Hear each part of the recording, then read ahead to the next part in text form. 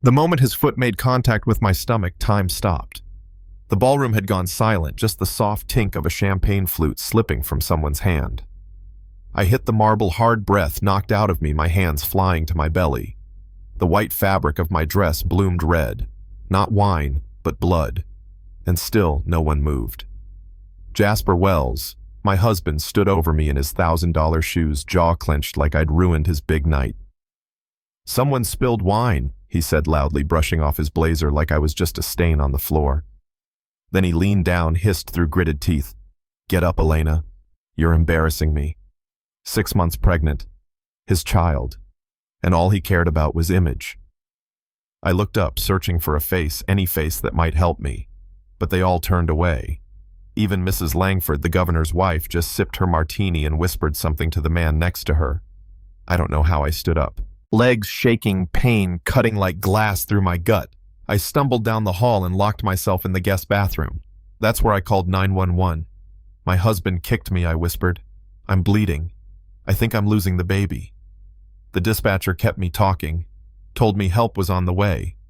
But I already knew the baby wasn't moving anymore. 12 minutes later, paramedics carried me past the party like I didn't belong there anymore. As they loaded me into the ambulance, I caught one last glimpse of Jasper through the grand doorway, glass in hand, laughing at a joke I was no longer part of.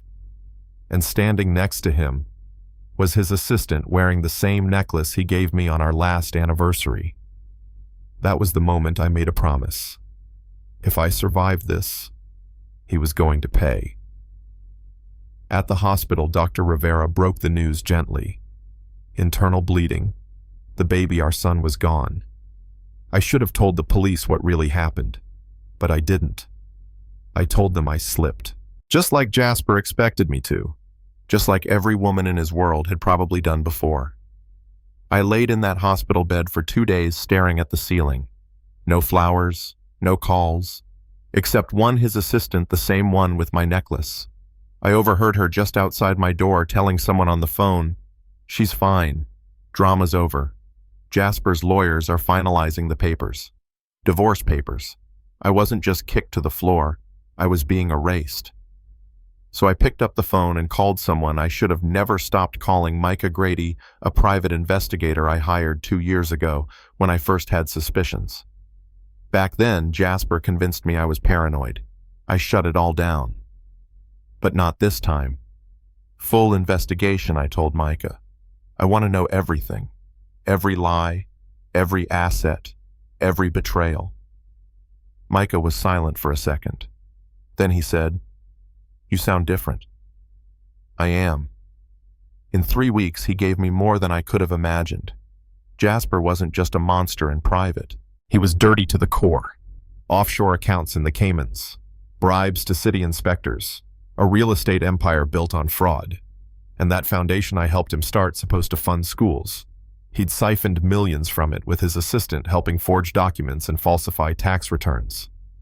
But the worst, I wasn't his only victim. 3 other women. All had the same story, charming Jasper sweet at first, then controlling, violent, and eventually brutal. One, a school teacher, had also miscarried after he shoved her down a flight of stairs. All of them had stayed quiet. Until now. "I want to meet them," I told Micah. And when we did meet the teacher, the lawyer, the restaurant owner, there was no going back. We weren't victims anymore. We were building something stronger. That's when I made my move. I let Jasper believe I was broken, moved into a tiny apartment in a bad part of town, rented furniture that looked pathetic. I played the role of the discarded wife who just wanted a small piece of the fortune she helped build. And it worked. He asked to meet, told me not to bring a lawyer, said he had a generous offer. That day I wore my most pitiful dress. No makeup, hair barely brushed. But inside my purse was a recording device Micah gave me, state-of-the-art, voice-activated long range.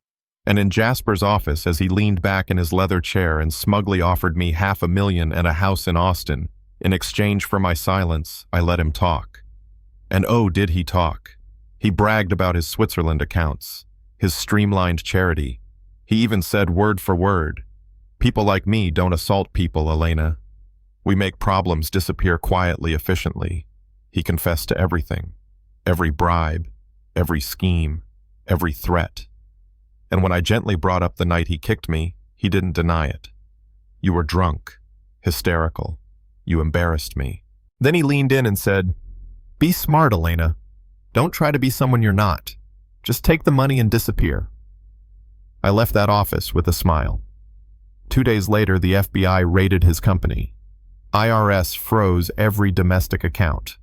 SEC opened a fraud investigation. And his mistress, she was arrested at the airport in full designer couture, crying her lashes off. I watched it all from a quiet cafe across the street. Latte in hand. No more pitiful dresses. Then Jasper called. "What did you do to me?" "Oh," I said, "you always told me I wasn't smart enough to understand business." He begged. He threatened. He offered to take me back. I told him to ask his assistant for comfort. Except, oh right, she was in custody. That night I released the recording to the press, along with testimonies from the other women. And that was the real beginning. He went to trial. His lawyer tried to paint me as unstable, said I had emotional issues, that I fell, that I drank too much. But 23 people saw what happened that night, and now dozens more heard what he said behind closed doors. It took the jury 4 hours. Guilty on all counts.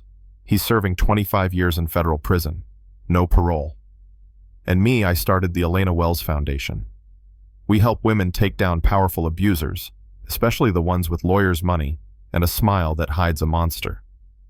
Last week, a woman walked into my office, eyes hollow, clutching a manila folder with hospital records inside. I knew that look. I've lived it. I smiled and told her, "You're not alone, and you're not powerless. Because predators like Jasper, they count on your silence. But once a woman stops being afraid, that's when the empire starts to fall." Now let me ask you something. Do you think society protects powerful abusers more than their victims? Have you ever seen someone get away with something just because they had money or status? Comment below. I want to hear your story. Let's talk about justice. And if you're still watching, like this video, subscribe, and come back tomorrow. There's always another story. And sometimes the quietest woman in the room is the one holding the sledgehammer. The moment his foot made contact with my stomach, time stopped. The ballroom had gone silent, just the soft tink of a champagne flute slipping from someone's hand.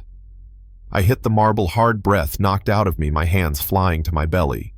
The white fabric of my dress bloomed red, not wine, but blood. And still no one moved. Jasper Wells, my husband, stood over me in his $1,000 shoes, jaw clenched like I'd ruined his big night.